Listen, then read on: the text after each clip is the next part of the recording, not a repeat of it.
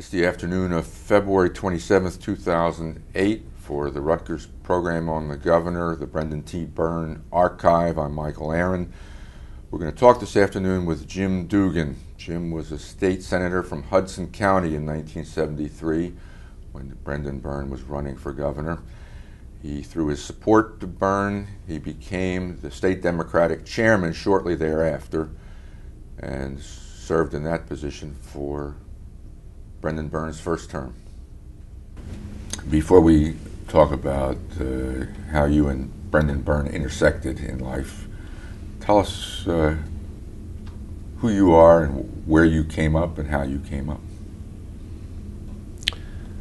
Well, I was born in Bayonne many years ago. I suppose in terms of political orientation, I should mention how I got to have an interest in politics. And I had the good fortune of having wonderful parents, and had also the good fortune of growing up in a great town at that time. Tell us about your parents. Well, my mother was a homemaker, and she worked. She had offices in the church, volunteering, but she also was a committee woman for the district. And from the time that I was very young, I witnessed her, my mother, and the committee man talking about how the district should be canvassed in a particular election and the problems that their little constituency had. A Democratic Party committee woman? Yes, and in those days it was meaningful, much more meaningful than it is now. The politics was door-to-door and very personal. And I was really interested in it, and I grew up in that atmosphere. And your father? My father was a construction worker. He was an operating engineer, and he was a supervisor in that capacity. And he had some really interesting jobs. The construction of the third tube of the Lincoln Tunnel, the New York Aqueduct. And I used to go with him because he had to check out things on the weekends, see that the machinery, and if he was very conscientious, he would go there on off hours, and I would go with him. And I used to go down into the bowels of the earth, so to speak, with my father, and it was fascinating. And he was a good provider and a wonderful man. And you were one of how many children? 4. And what number were you? I was number 2. And what is the ethnic background of the Dugan family? Well, as you may have suspected, it was pretty much Irish. Both of them. My mother's maiden name was Parks. Well, were your parents born in this country or in Ireland? They were. And my grandparents, with the exception of my fraternal grandfather, were born here too. He was born in Ireland. Was Bayonne largely Irish in those days? It was. We had ethnic conclaves that clustered around the different churches. There was a large Polish, large Italian, Irish, German, and there were different churches, Catholic churches, that these different ethnic communities gravitated to. Did you go to public or parochial school? I went to parochial grammar school, and I went to St. Peter's Prep in Jersey City, a Jesuit prep school, which I always preface, or I always continue the mini description of St. Peter's Prep as the best learning experience I've ever had. The Jesuits were marvelous teachers, strict disciplinarians, and the curriculum we had was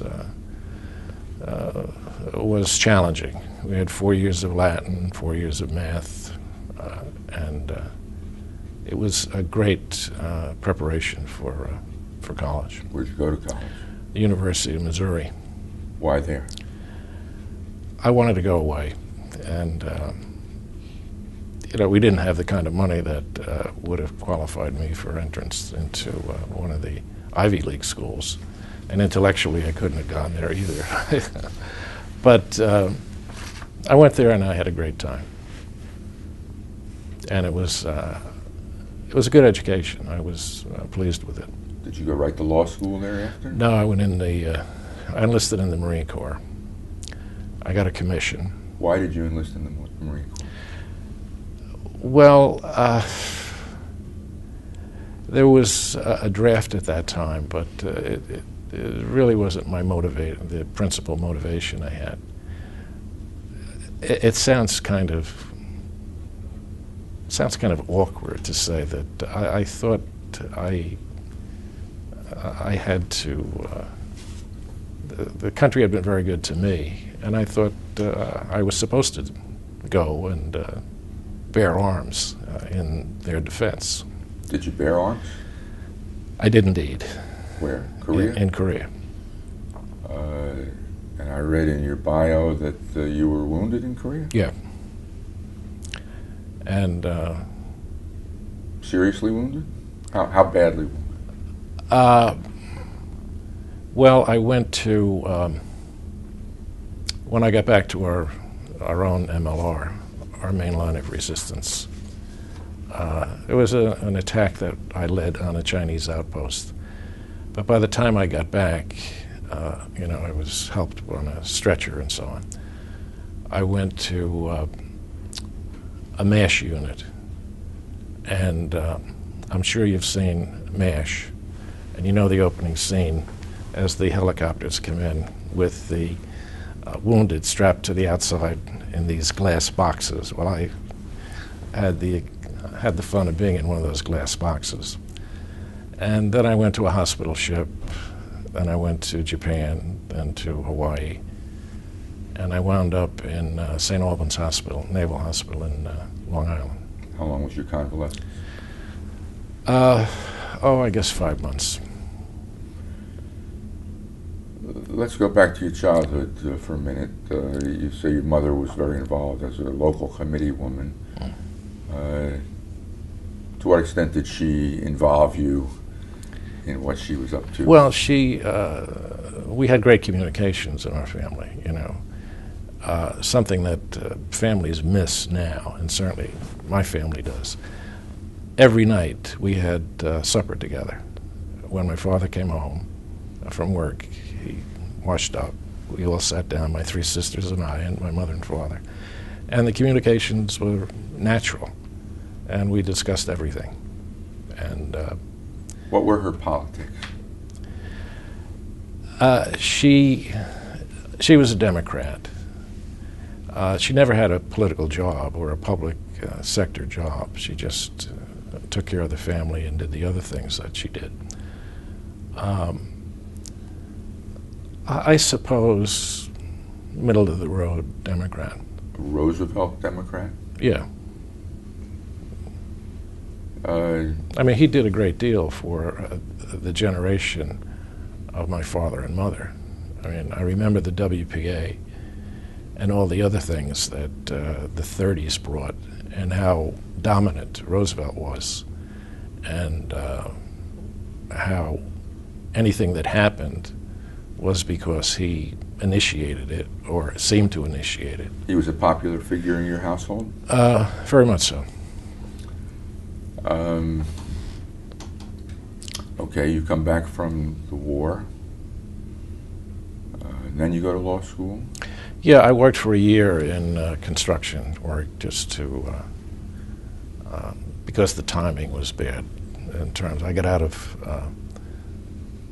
the Marine Corps too late to start law school, so I worked for almost a year before I went, and I went to Fordham University Law School, and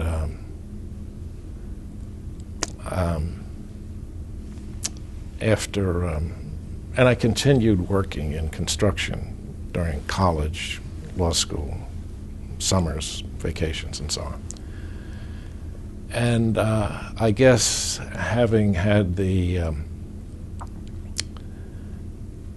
political or the public service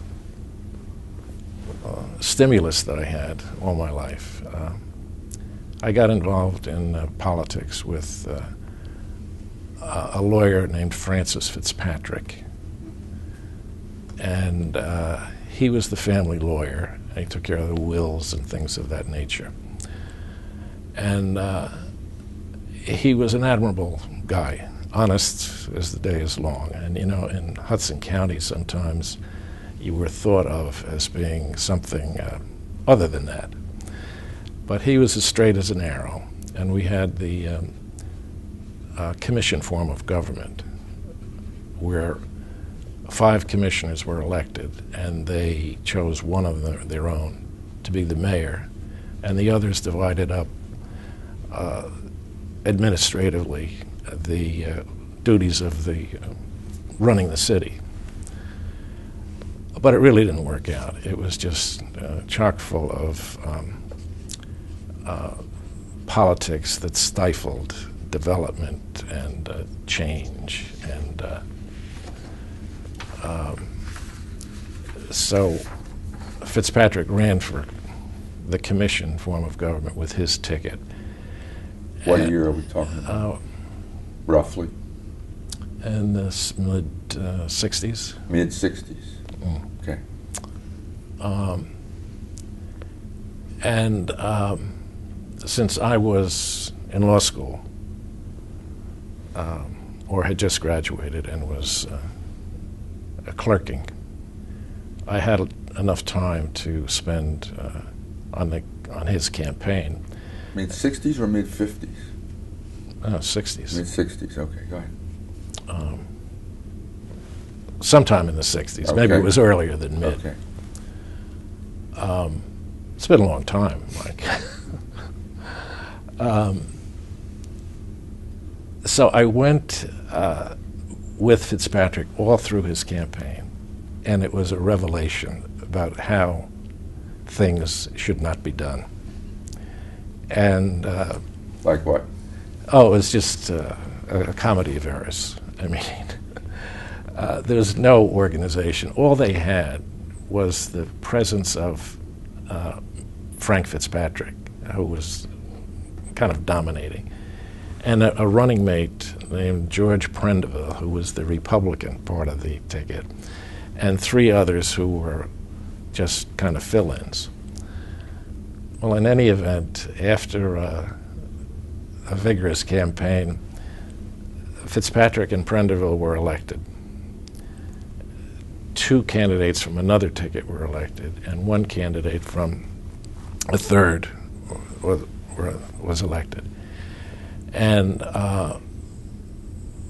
Fitzpatrick and Prendeville couldn't make the deal to get one of the other 3 so that they would be members of the majority and assume the mayor's role.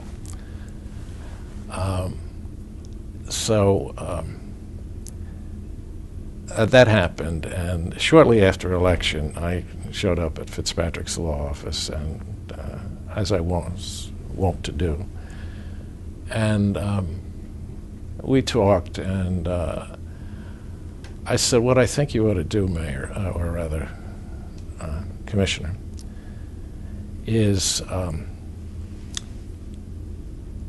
start a campaign to elect charter commissioners to examine the Bayonne municipal charter and make recommendations of changing the form of government if appropriate. That was under the Faulkner Act. And I think Jersey City had done that, went through that same process the year before. So I can remember him saying, "I've only been in the job for 3 or 4 months, and you want to kick me out?" I said, "No, Mayor. No, Commissioner. I want you to be the mayor, but I want the government to change. I said, it's clear to me that that's what should happen. So he said, okay, and we put together a slate of 5, got the petitions, and got the referendum on the ballot. I'll tell you when it was with Jack Kennedy, when he ran. That was the year we were on the ballot. 1960. Okay. And we won. The referendum passed, and our 5 were selected as the charter commissioners. I ran that campaign.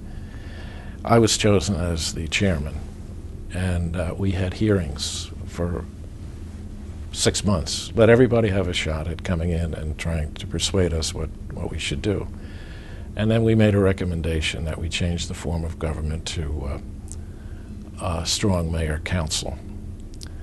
And that was put on the ballot, and it won overwhelmingly.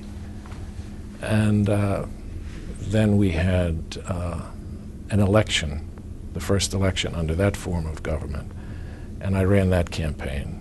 And now Commissioner Fitzpatrick became Mayor Fitzpatrick, and we elected all 5 council candidates and the mayor. And we were on a roll.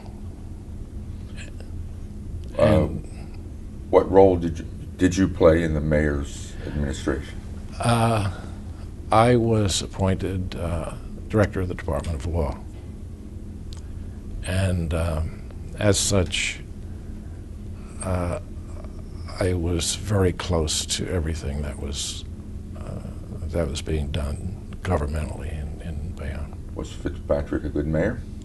Excellent, excellent. How long did he serve? He served for 8 years. He could have, run again without significant opposition, but he chose not to. And during that 8 years, we managed to get to make alliances with Paul Jordan,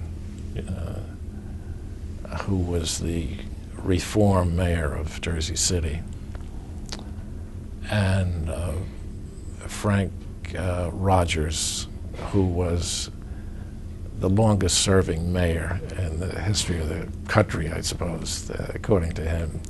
He was the mayor of Harrison, but he had political influence control over the western part of the county.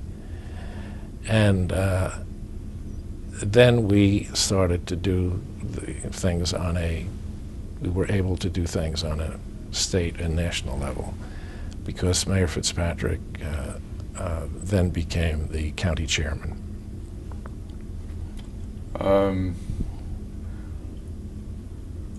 When we think about Hudson County, we think about the political bosses of that era and the era preceding: Frank Hague, John B. Kenney. Where did Frank Fitzpatrick and you and Frank Rogers fit in to that legacy? It was a new day, absolutely. Politics is constantly evolving. I can remember years later when I was a member of the Constitutional Convention that dealt with the one man, one vote, and how I thought that there's going to be significant political consequences to the implementation of that notion, and indeed there was. But it was a completely different era. I mean, Frank Fitzpatrick had nothing in common with Mayor Hague or Mayor Kenney. And that's and I don't say that in condemnation. I didn't know who Hague, I'd never met Hague. Mayor Kenney, I met him a number of times. And I served one term in the Assembly during his term as county chairman. And he never asked or suggested that I do anything improper. Was he county chairman both before and after Fitzpatrick, or did he? No, he was before. He was before. Yeah.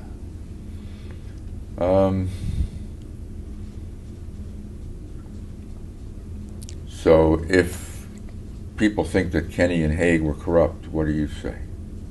Well, I don't know. They did a lot of good things, but Haig was never convicted of anything, I don't think. Kenny was, I think, pled to some things that were not particularly shocking, but nevertheless, he was convicted of wrongdoing, and that's his legacy. Was your team thought of as reformers? I think so, yeah. Were you considered weaker than the bosses that came before and after you? On the contrary. On the contrary. Tell us more. How so? How were you regarded? Well, any of these offices, they're what you make of them, what the incumbent makes of them. You can be a county chairman and have little influence on events at that time. On the other hand, you could be a county chairman who dominated the political landscape within the county and beyond. And that's what we hope to do. And as events unfolded, we did do that. How does a county chair who wants to make of the office quite a bit, how does he achieve that? How does he wield power? Well, I think one of the things you have to do is you have to be a straight arrow, because if you're going to engage in marginal things that are questionable both legally and ethically, you're exposed to such an extent that that kind of conduct on your part breeds a continuation of that by others, and before you know it, you have a corrupt organization as well as being corrupt yourself. In Bayonne, we were pretty, even before Fitzpatrick, we were pretty straight. Bayonne is a peninsula, and it's somewhat isolated both geographically and politically. The slogan I can earliest remember is home rule, not Hague rule. Anybody that ran for office in Bayonne had to have that as his or her escutcheon. Home rule, not Hague rule. And we didn't want the county messing in our affairs. I'm a little vague on the timeline here. Hague was the boss in what era? The 30s and 40s? 40s and 50s? Well, John V. Kenney won a big election in 1949. For mayor of Jersey City? Yes, because I can remember the 49ers, that's what they used to call themselves. He served one term, but there were several terms thereafter served by mayors who were beholden to Mayor Kenney. But you said earlier that Kenney succeeded Fitzpatrick as county chairman. No, preceded. No, preceded. Okay, so it went Hague, Kenney, Fitzpatrick. With maybe something in between. Yeah, in between, there was Mayor Whalen of Jersey City and Tom Gangemi, who was also mayor of Jersey City, who, when he had a falling out with Kenney, it was discovered that he wasn't a citizen, and he was disqualified from continuing to serve as mayor, so he left office. What was the ethnic makeup of Hudson County in those days? It was an ethnic mix. Who was dominant? Well, Irish, Italian, Slavic, Polish.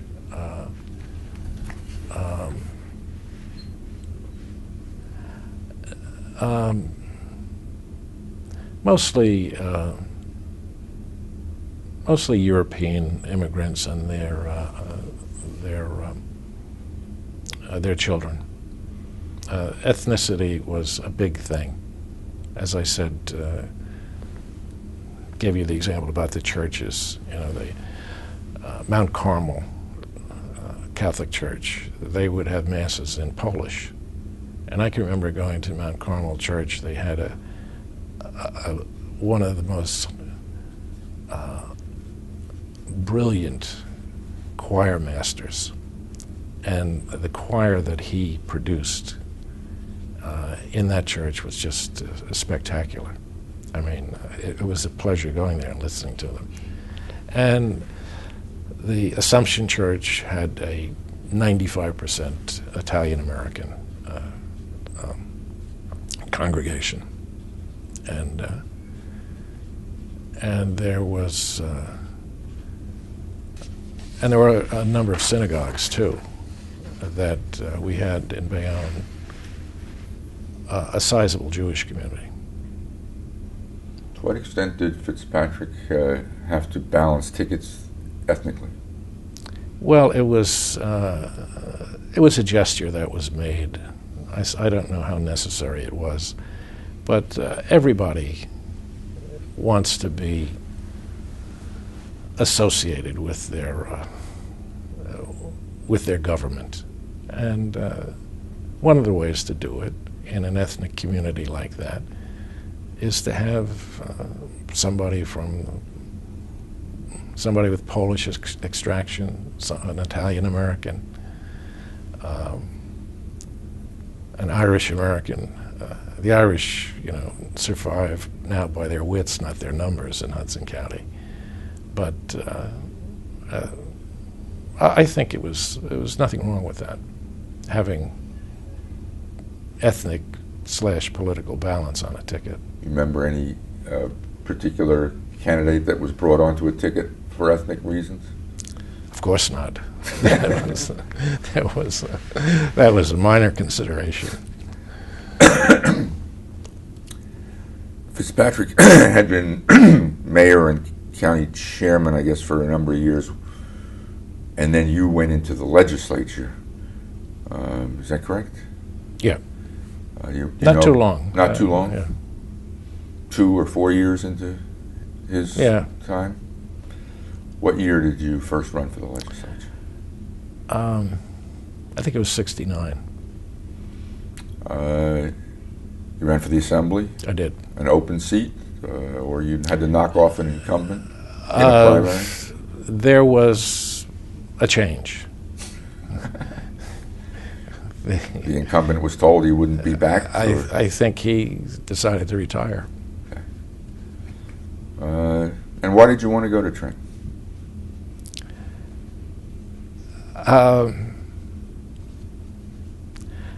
I thought I could do a lot of good things. I thought I very much wanted to do that. I really wanted to be in the Senate, but I couldn't pull that off. Do you remember who the senator was in those days? We had senators serving at large for a while. There was Billy Musto,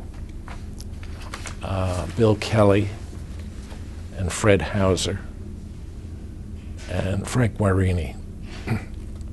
Their terms may have overlapped a little bit, but those are the four. I served with Bill Kelly, Billy Musto, and Frank Rogers. What was the legislature like when you were first elected?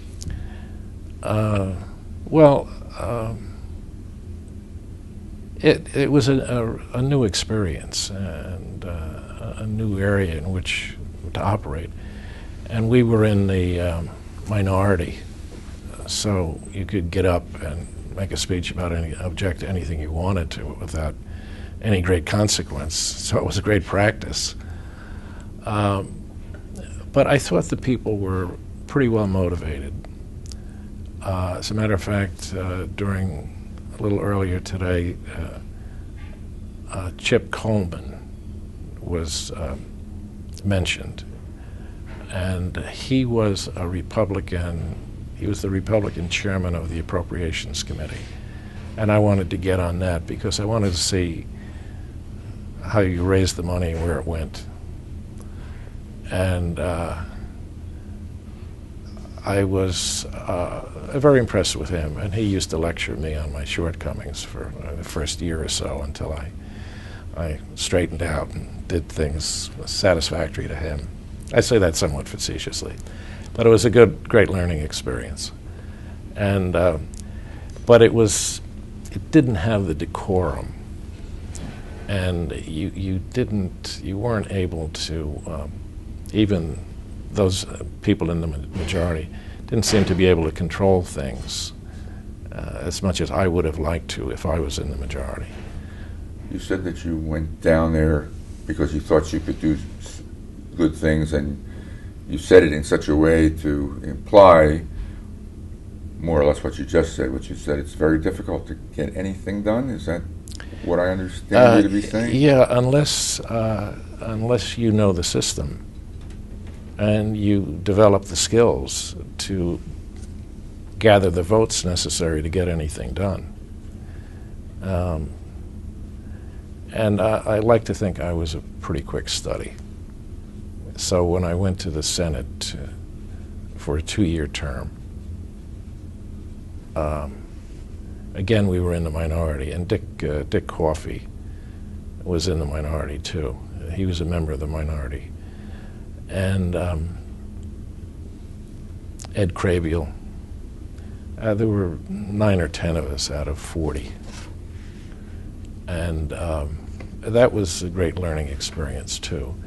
And I had a good relationship with Bill Cahill, who was the governor at that time.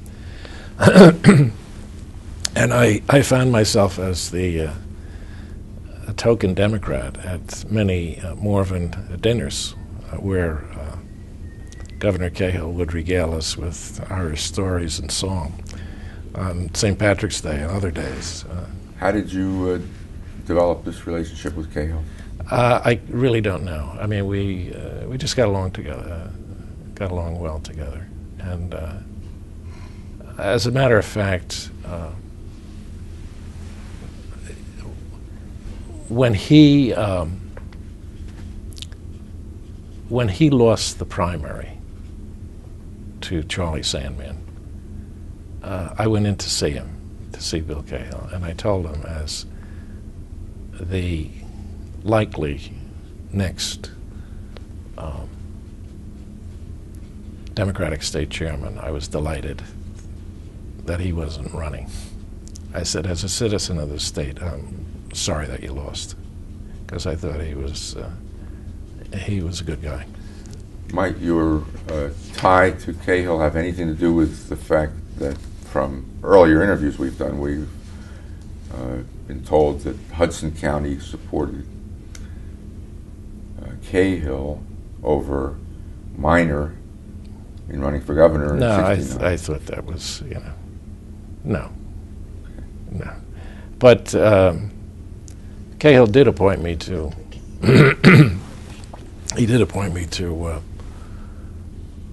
a constitutional convention for reapportionment of the state legislature, the one man, one vote. I served on a couple of commissions,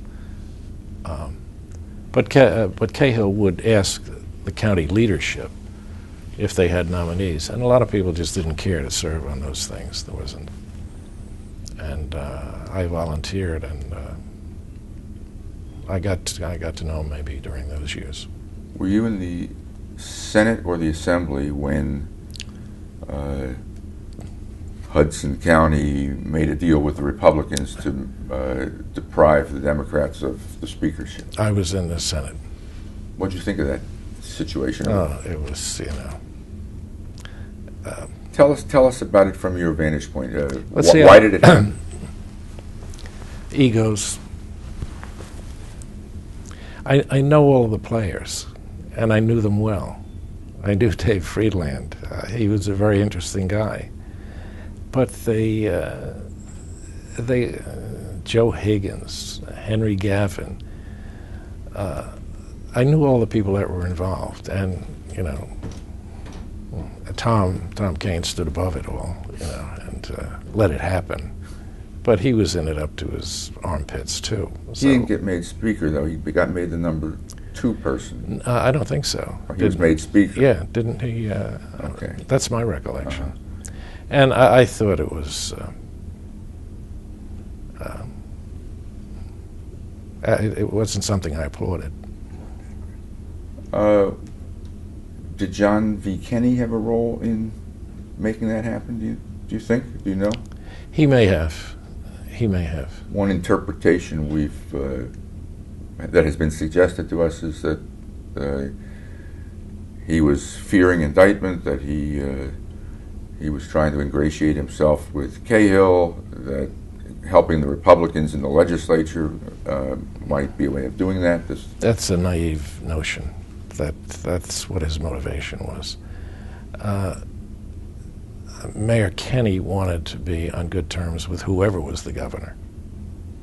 And most county chairmen want to be on good terms.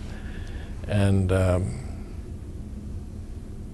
but I think Kenney was too sophisticated to think that, you know, meddling in that kind of legislative operation would have served him in terms of pending indictment or something like that. I don't think he's that naive. You said initially egos. Whose ego was at work? Well, Dave Friedland, you know, delightful guy. If his energy and intelligence could only have been harnessed better, he could have gone without limitation. But what was in it for him? Being the deal maker, you know. Kingmaker. Yeah, and he probably thought he'd have a lot more, how shall I say, juice if he went along with this or promoted it.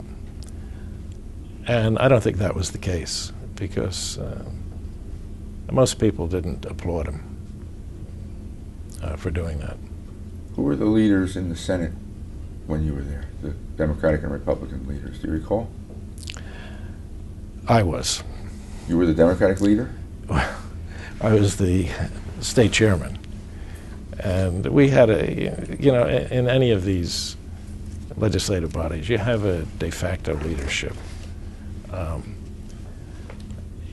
The first term in the Senate, I think Ray Bateman might have been the Senate president.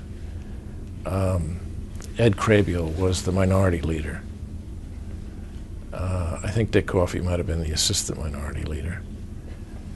And I can't recall who the majority leader was, but I think Ray Bateman was the president of the Senate. What was Cahill's relationship like with the legislature? It was good, but you know, he wanted to get an income tax and he couldn't do it, and he spent his term being frustrated by the inability to gather enough votes to get it done. What was the relationship between John V. Kenney and Frank Fitzpatrick like? Arm's length. As a matter of fact, I think Fitzpatrick ran against Kenney's freeholder ticket once or twice before he became mayor. Was Kenney still influential in 69, 70, 71? It was waning. It was waning. storm clouds were gathering, and it was obviously a new day that was dawning. You were a rising, relatively young man in state politics. Do you recall when you first became aware of Brendan Byrne? Yeah. I mean, well, I read the newspaper, and his wish or his availability as the gubernatorial candidate. And there were a number of people that were advancing his candidacy, and I knew some of them very well. And the tapes, the man who couldn't be bought, and tough enough for the state we're in, that kind of thing. Tell us, tough enough for the state we're in. I haven't heard that one. Tell me, what is that one? Was that on the tapes? No, I'm sure that was a slogan. Yeah, I think so. Uh-huh. Others can. I'm pretty sure that was that the reference was to Brendan, but certainly the man who couldn't be bought. That certainly was all over the newspaper, and then. An old friend of mine, Kenny McPherson, called me, or he called Fitzpatrick, and then he called me, and Fitzpatrick and I were extremely close, and we discussed Brendan's candidacy. And McPherson called you to promote Brendan's candidacy? Yeah, and the candidates who were in the ring at that time were Ed Crabiel. Your colleague in the Senate? Yes. Ralph DeRose, who was also in the Senate. There was Ann Klein.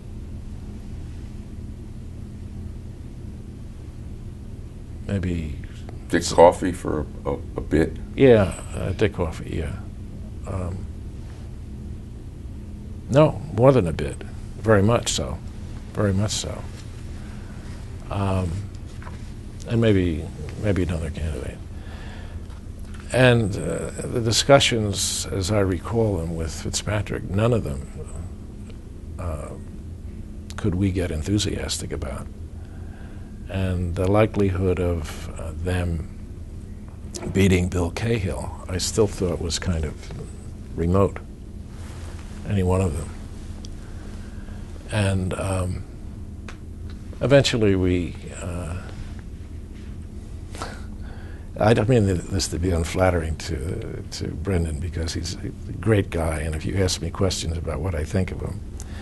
But I used to look at his picture and see how photogenic he was, with the deep-set eyes, and he looked like a governor. And he read great, with the prosecutor's office and the judge and the tapes, but he was outside of what I read in the paper. I didn't know anything about him, so I told Kenny to bring him down to Fitzpatrick's office, and we might have had one relatively short meeting, and then another one shortly after that. And I can remember the expectations of Fitzpatrick and Brendan as they were manifested by what they said during the interview and the body language and everything else. Brendan thought that he would walk in and Fitzpatrick would anoint him. Fitzpatrick, on the other hand, wanted to find out what was behind all of this attractive persona that he had. And Fitzpatrick was a very religious, practicing Catholic, and he wanted to know some about Brendan's Brendan's views on aid to parochial schools, some other issues that the Catholic Church was concerned with, both moral and educational and financial. And they didn't, neither one of them, the aspirations that either one of them had were not met. And we talked, and it was going nowhere. So we concluded, and I told Kenny McPherson, I said, look, we need a little bit more time. I said, go next door. Well, a few doors down from Fitzpatrick's office was a restaurant named Hendrickson's in Van, which was pretty decent fare. I said, go down and have dinner with at Hendrickson's and wait there till I call you. Don't leave town. And I went home because I remember it was April 23rd, my mother's birthday. And she and my father were at my house for dinner with my wife and I. And after we had the dinner, I went over to Fitzpatrick's house, who lived only 2 or 3 blocks away from me. And I said, essentially, he's our best shot. You know, there wasn't any. The clouds didn't open, you know, and a voice didn't come down saying Brendan Byrne, you know. So it was kind of funny in recalling it. So I called. I said, let's go with him, and he said, all right, you know. So I called up Kenny, and I said, bring Brendan up and send him into Fitzpatrick's house.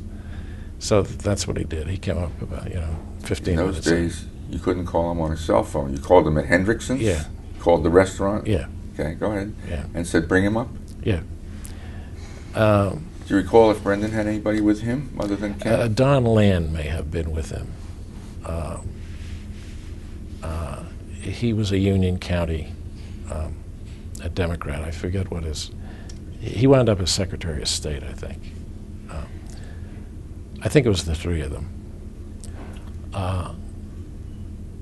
Bernie Hartnett was a prominent lawyer and very close to Paul Jordan.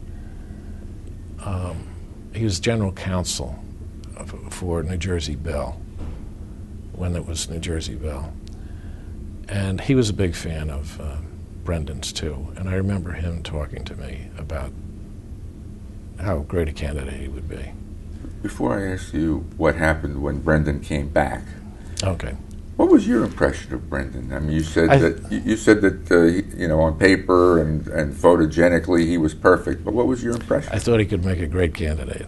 You did? I did. Okay, because the way you said it suggested that once you met him, you thought, uh-oh. No. But I thought he was awfully naive, and he didn't have any appreciation of the political process. But I thought he could be a real good candidate. Okay, so they came to Fitzpatrick's office from Hendrickson's, and what ensued? Fitzpatrick said, okay, we're going to endorse you. And he said, here's what I want you to do. And he turned to me and he said, Jim, what do you suggest? And I said, Brendan, I'd like you to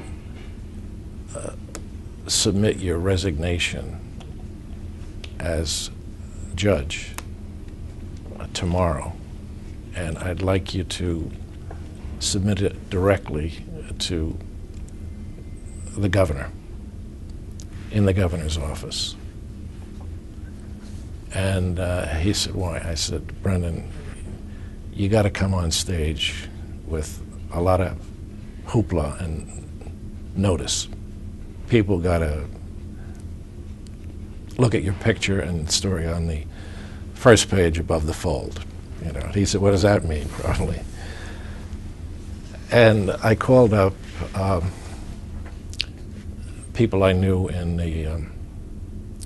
the principal newspapers in town and the service in the state and the services, and told them that Judge Byrne was going to be in the governor's office tomorrow at 11 o'clock or something like that, and it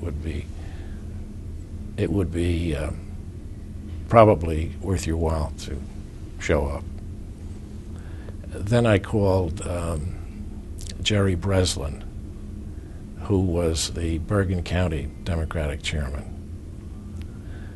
And I told him, who's a good friend of mine too, I told him of the great opportunity I was going to give him. I said, I want you to come to the governor's office tomorrow with me and Brendan Byrne. And he said, well, I can't, you know, we have to have a meeting. In Bergen County, they did things, you know, they had to have lots of meetings before anything happened. And I said, Jerry, just come down, get in the picture, show up, and you don't have a speaking role if you don't want to. So he came down, and it appeared, Brendan went in, you know, it was packed, had a chat with Bill Cahill, gave him the resignation, came out and had a press conference, a mini press conference. And they asked me a lot of questions because it was a new thing for Brendan. And what's Jerry Breslin doing here? Well, his presence speaks for himself, but I don't think he wants to be interviewed today. And before you know it, we had Hudson County and Bergen County jump-starting the Brendan Byrne for Governor campaign. And he said, Brendan and I talked, and I told him I thought we had an opportunity to preempt the nomination. And what did you mean by preempt it? Just take it? Take it. Yeah. I think we could convince everybody that had announced that they were candidates. We could reason with them and have them drop out and support Brendan and have a relatively uncontested primary. Did you try to do that? We did. And what happened? And we were successful. The others all dropped out? Not all of them. Ann Klein stayed. But the others dropped out? Yeah. Dick Coffey dropped out? Dick Coffey did. Ralph DeRose? No, Ralph DeRose didn't, but I really wasn't concerned about Ralph. He had the support of some folks in Jersey City, the new mayor, but it was kind of like this, you know, this support. It was very... So who did you get to drop out? Coffey? Coffey, Crabeel. Crabeel was a big one. The only ones left, and it was somebody else. Ann Klein, she couldn't do it, and Ralph DeRose. Ralph just wasn't thought to be presidential timber at that time. I don't. Did somebody try to raise the idea of a candidacy of Henry Helstosky at that time? Do you recall?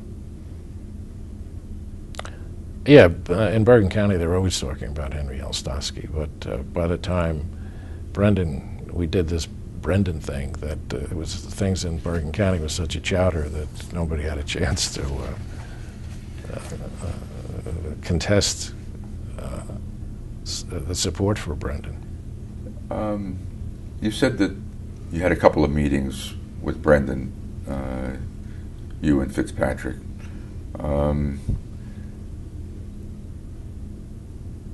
Did you think that Brendan Byrne was too stubborn as a result of his not kissing up to Fitzpatrick in the first meeting? No. Nobody expected him to kiss up to him. No?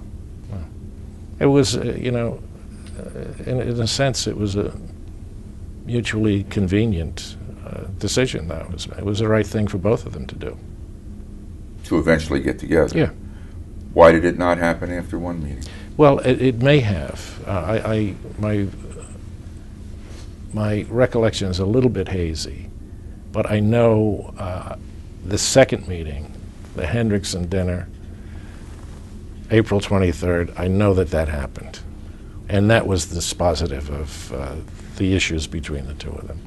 We've heard from others in this set of interviews, I believe, something about a bridge in Bayonne. Does that ring any bell? That part of the discussion was the city's need for a bridge or a bridge repair or something? The big local issues were building a highway in Newark Bay that just offshore of the Bayonne shoreline, running from Jersey City down to the Bayonne Bridge, which connected with Staten Island. And there was also a bridge, a railroad bridge, that went from Elizabeth to Bayonne that was declared a hazard to navigation by the Coast Guard and rendered inoperable, but it was still standing there. And it may have been that bridge. And all the politicians that ran for office in Bayonne, part of their campaign was the promise to restore service on that bridge. I don't think any of them, well, I'm sure that Fitzpatrick didn't believe that that was ever going to happen. That may have been a bridge story, the bridge that you make reference to, but it really wasn't. It had little to do with the two of them getting together. When I asked you, when did you first become aware of Brendan Byrne, you immediately jumped into 73 and The Man Who Couldn't Be Bought and reading about him in the newspapers. Had you even heard of him prior to that? He was an Essex County prosecutor. No. I knew he was the Essex County prosecutor because early on in my legal career, I tried cases in the Essex County courthouse. I tried a number of criminal cases. And I knew Joe Lord. I ran the office. He was the first assistant. And I knew Brendan was the prosecutor. And I knew John Crane and a number of the prosecutors there who were adversary to me in different cases.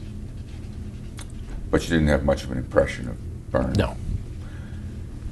All right, so on April 23rd, Brendan Byrne gets the blessing of the Hudson County Democratic Organization. And from there, the dominoes fall, basically. Yeah. And he wins the primary. Do you get made state chairman shortly thereafter? Well, you kind of fast forwarded.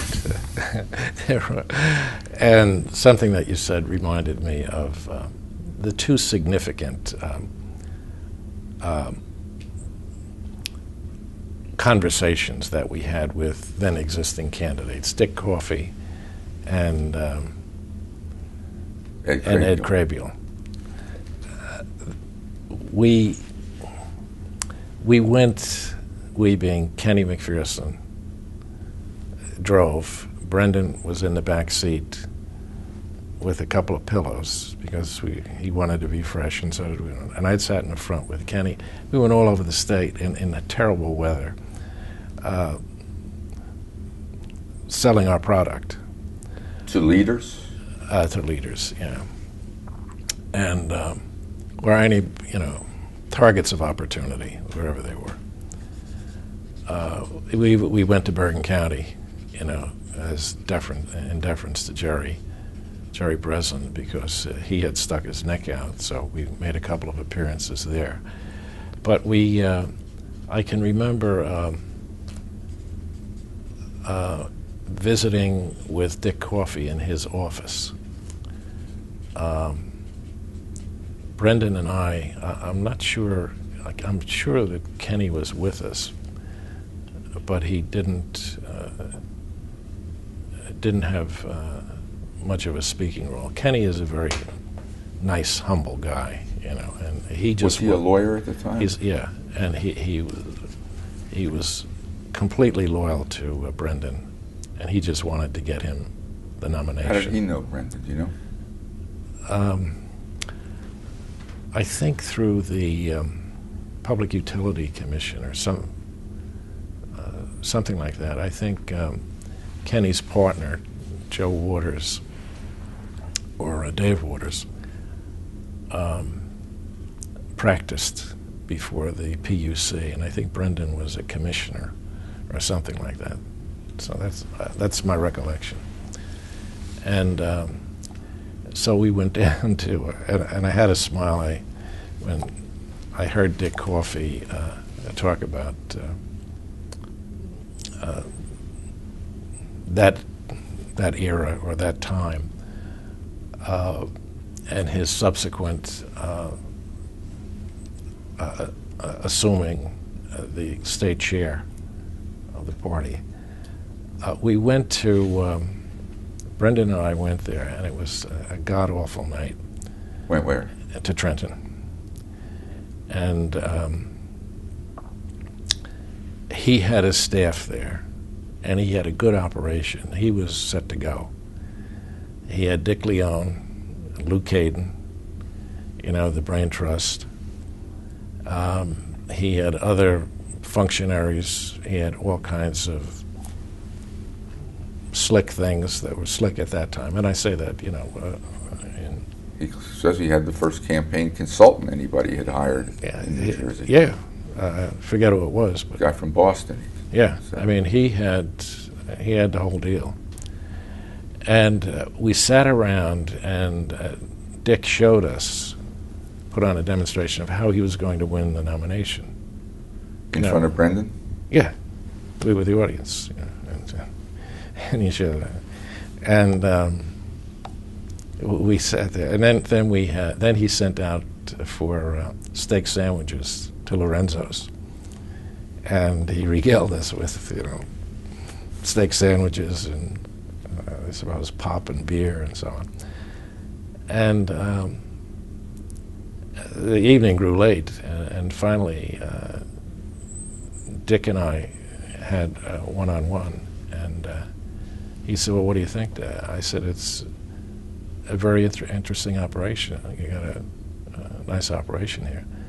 I said, "But the fact remains that we're going to win this, and we want you to come aboard, and we don't want you to waste a lot of money."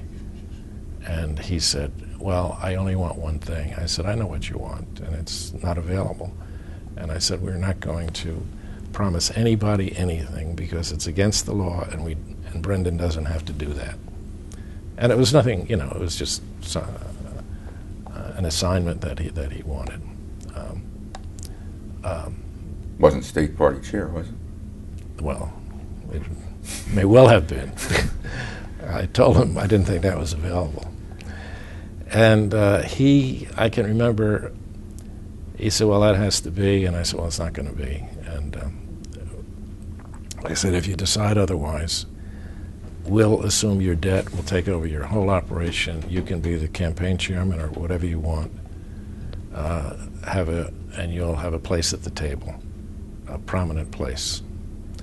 And he went out, I remember, went down the hallway, and I think he was talking to Dick Leone and somebody else, and I said, "Come on, Brendan, let's go." And I walked down.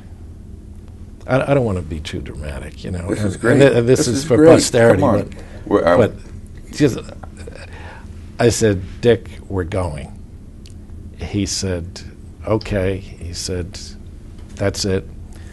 And I said, "Thanks for the steaks," and so on. We walked down. Brendan and I walked down to the elevator, and Brendan said, "What's going to happen?" I said, "He's going to call us." And then we got to the elevator, pressed the button, and Dick said, "Jim," and that was it. So Dick Coffey called you back? Yeah. And said, okay? Yeah. And that must have been a joyous It was. night. It was. Now we had an organization and a consultant and a lot of debt. And how about Ed Craybiel? Did you do a similar exercise with him? Yeah. Did we start? Yes. Yes, I'm rolling. Ed had a younger brother who is very close to, and who was the operational politician. You know, he served as the director of the Board of Freeholders in Middlesex, and Dave Craybiel, and maybe somebody else who I can't remember. But Fitzpatrick and Craybiel had a good relationship. They had an affinity for one another. They were about the same age, and you know they were in politics a long time and had gone through the drill. And this was Ed's what he had worked and aspired to all of his political life, a shot at being governor. And he probably would have been a decent governor. But again, I didn't think he would be electable in the setting that I anticipated. That is, that he'd run against Bill Cahill, and Cahill wouldn't have problems that would have a negative impact on him. So we had a couple of meetings with Ed, I know that for sure. And we finally had, the last meeting we had was in a restaurant, a hotel, in like a ballroom, you know, somewhere in Middlesex County or Union County. It was right off the Parkway. And I can remember we didn't have a room. So I got somebody at the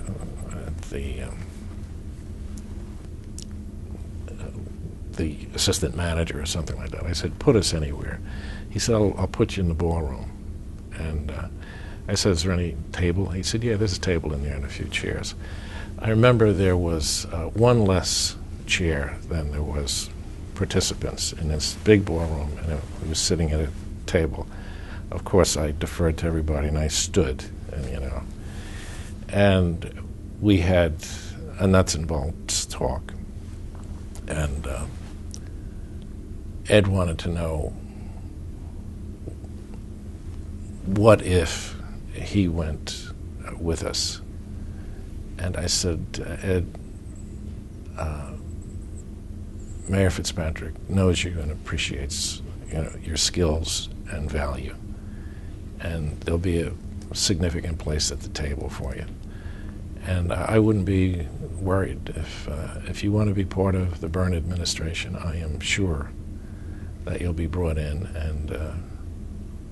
and serve in some capacity that you want. I said, but no promises, because you know we can't do that. And he said, I understand, and blah, blah, blah. And it was tough for him to say. Let me stop you right there. Would it have been unethical or immoral or illegal to have said, and you'll be our Secretary of State if you... It would be questionable, yeah. Okay. And I don't take chances like that because you're not supposed to promise an office to gain support. Now, I don't know if a lawyer with more talent than I have can argue his way out of that. But it's not only possibly illegal, possibly unethical, but certainly it's a good thing to say, you know. It gets you off the hook. And they understand, too, because nobody wants to be involved gratuitously in something that's, you know, going to get them in trouble. And what I said to him was true. I mean, a guy like Ed Krabiel has a world of experience.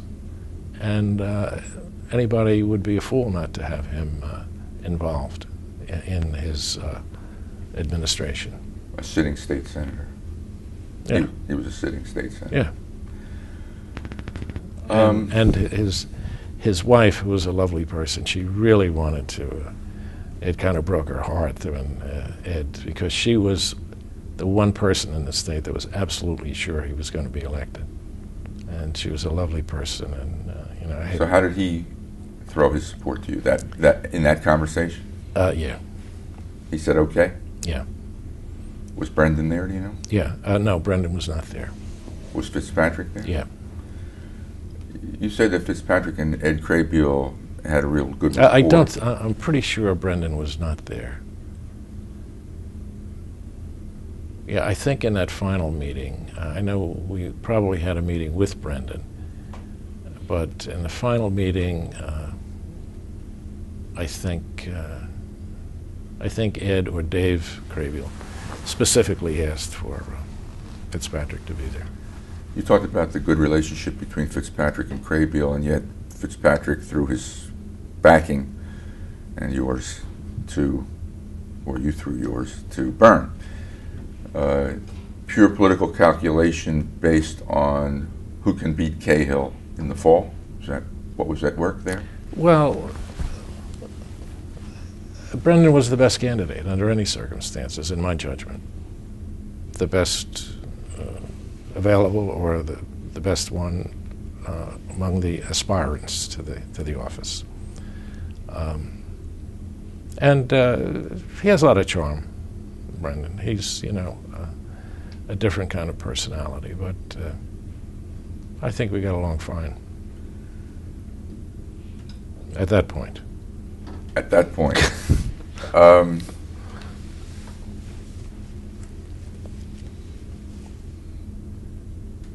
So he goes on to win the primary.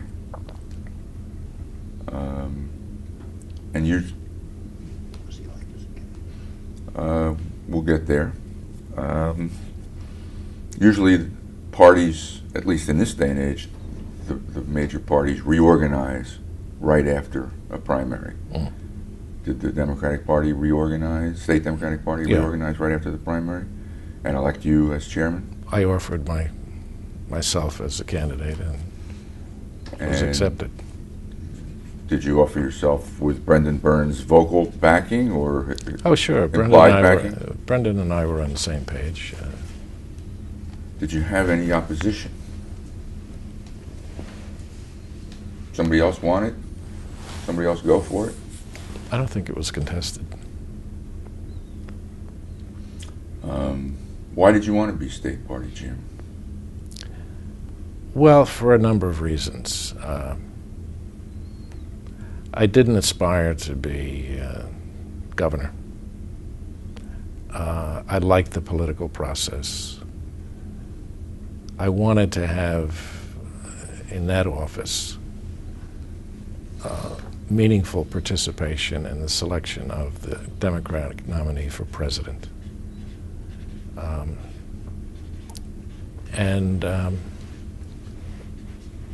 That was still that was still 3 years away. I know. But I just, I thought it was an office you could do a lot with. Was it? Yes. Yes. Like in terms of party building or recruiting candidates? Yeah. And the State Chairman's Association was kind of a fun involvement with, and I made a lot of interesting contacts politically in that organization. That's the national, 50 state chairs. Yeah, yeah. Well, Cahill didn't win on Yes. primary night.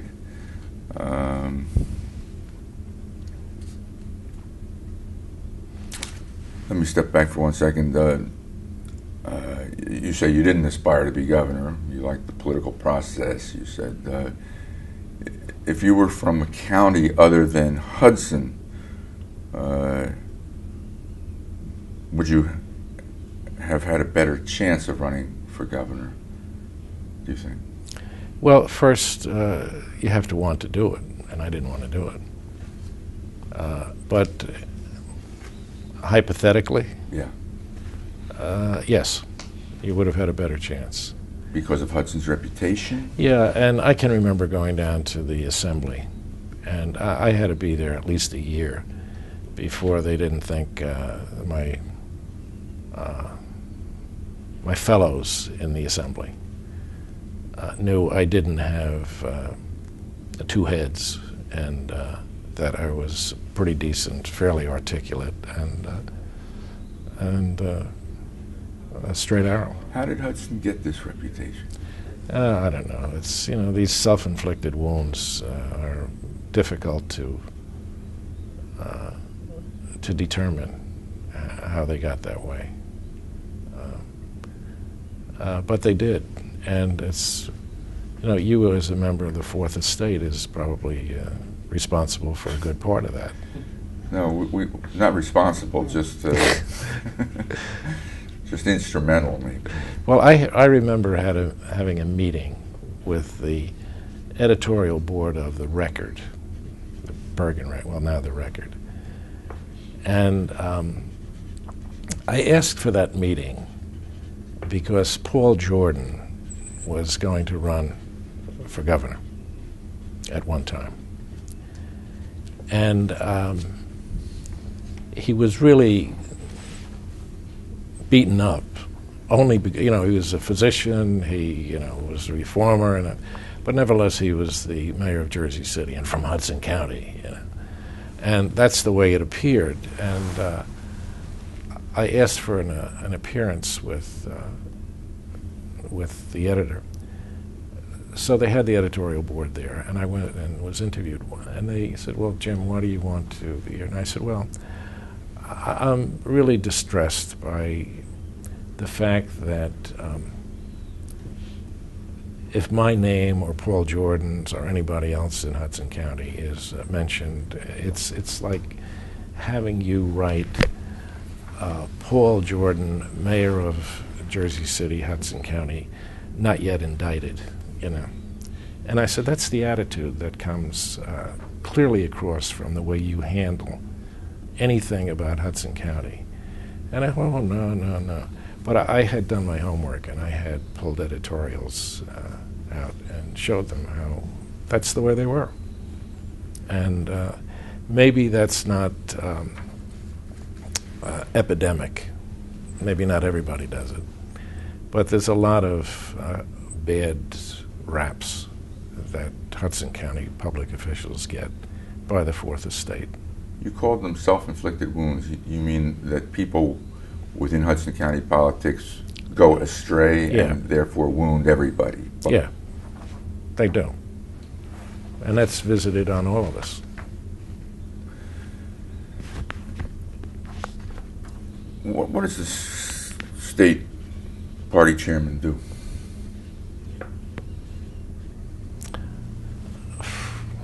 Well, it's not really a fundraising job.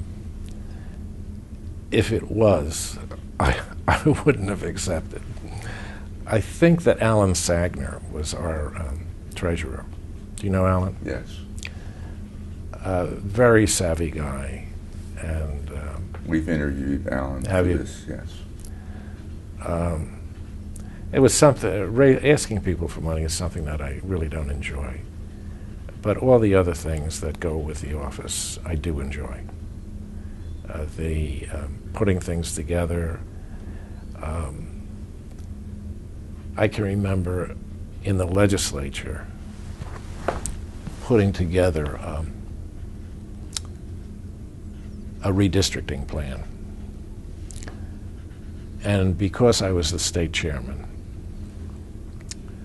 I was able to have resources that could do the work necessary to draw the maps and everything else. And I had a good staff, Tom O'Neill, Dan Horgan, Ann Campbell, a lot of good people. I thought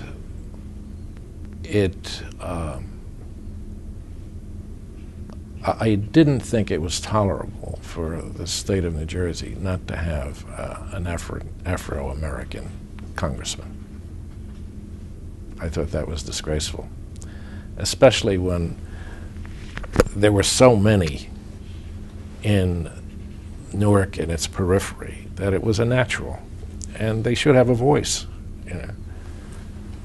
And it was a difficult thing to pull off because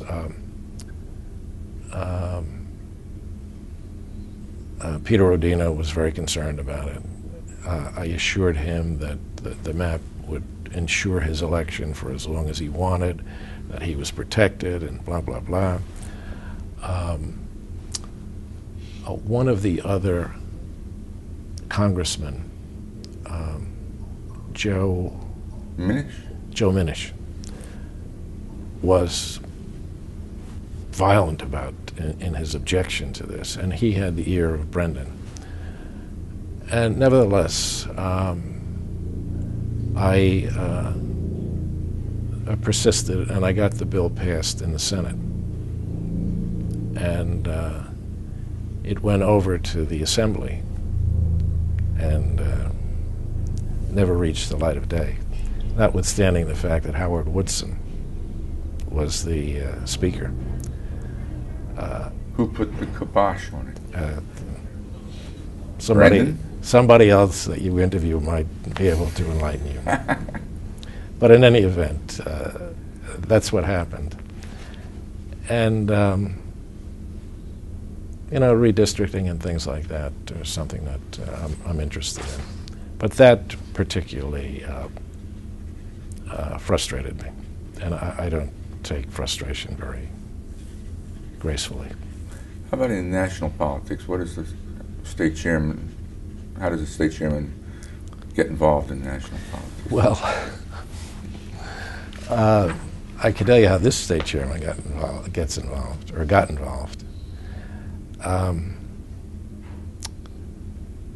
Jesse Unruh was the Speaker of the California Assembly, I think. Pat Cunningham was the state chairman in New York.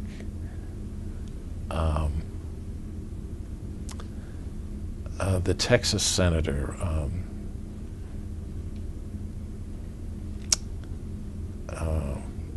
I think he ran for vice president. Lloyd Benson? Lloyd Benson, yes. And a couple of other people who thought they could control delegations, presidential primary delegations in their state. We had a meeting in Chicago. It was, not called specifically for that, but we were all there. And we talked about the prospects of the next presidential primary and how it looked like there might be a deadlock, because I didn't think anybody was, rushing to the forefront. This is the Jimmy Carter debacle. And we were supposed to, Lloyd Benson was supposed to be the favorite son from Texas, have the delegates pledged to him. Pat Cunningham was supposed to have the New York delegates, and the rest of the people that participated in that. And I thought it was possible that we could do the same thing in New Jersey. And I talked to Brendan about it. He could have been the favorite son, but he didn't aspire to that or for whatever reason. And we didn't have a violent disagreement, but he wanted to go one way and I wanted to go another. And ultimately he endorsed Jimmy Carter. And I had put together an uncommitted slate led by Pete Williams, Pete Rodino, a lot of the de facto leaders throughout the state, people that would be in the class of superdelegates today. And we put together a slate, and we went on the ballot, and we put together an uncommitted slate of delegates. Now, we were committed in a real sense to Hubert Humphrey, but he was the reluctant warrior, and he couldn't bring himself to announcing that he was a candidate. And as a matter of fact, he really let us down. And we had I can remember a conference call I had with him and John Farmer, I think it was, who was raising money for him, and a couple of other people. And he had told me the night before that he'd let me know in the morning. And he did. He called and said, "Jim, I feel like a real blank, but I'm not going to run." He said, Muriel and I talked it over, and I'm not going to run. And I had a sense that that might be the case. So he said, I said, "When are you going to announce?" He said, "At 11 o'clock. I'm calling a press conference." So I called a press conference in the Trenton, in the State House, at 11 o'clock too. And he announced that he was not going to run. But before that telephone conversation ended, I said, "Well, Senator, let me ask a favor of you." I said, "We're stuck with this. I want to raise enough money so that we can do this, and I'd like your help." And he was a guy that when he showed up in the room, the lights went on. And he was a brilliant speaker and just a great guy. So he said, "Okay, Jim." He said, how many appearances do you want? I said, "Well, 3 or 4. And he did. He committed to that. Showed up in Camden and different parts of the state, helped us raise a lot of money. And so at my press conference, I said, notwithstanding the fact that Senator Humphrey has withdrawn, I feel that the likelihood or the possibility of him reconsidering is good, and we're going forward with our plans. And and our delegates started to get uneasy. And Pete Rodino, he said, "Jim, I reconsidered and blah, blah, blah." And I said, "Okay." So Charlie Marchianti came on board, what was perceived as the sinking ship. He was the AFL-CIO president at that time. So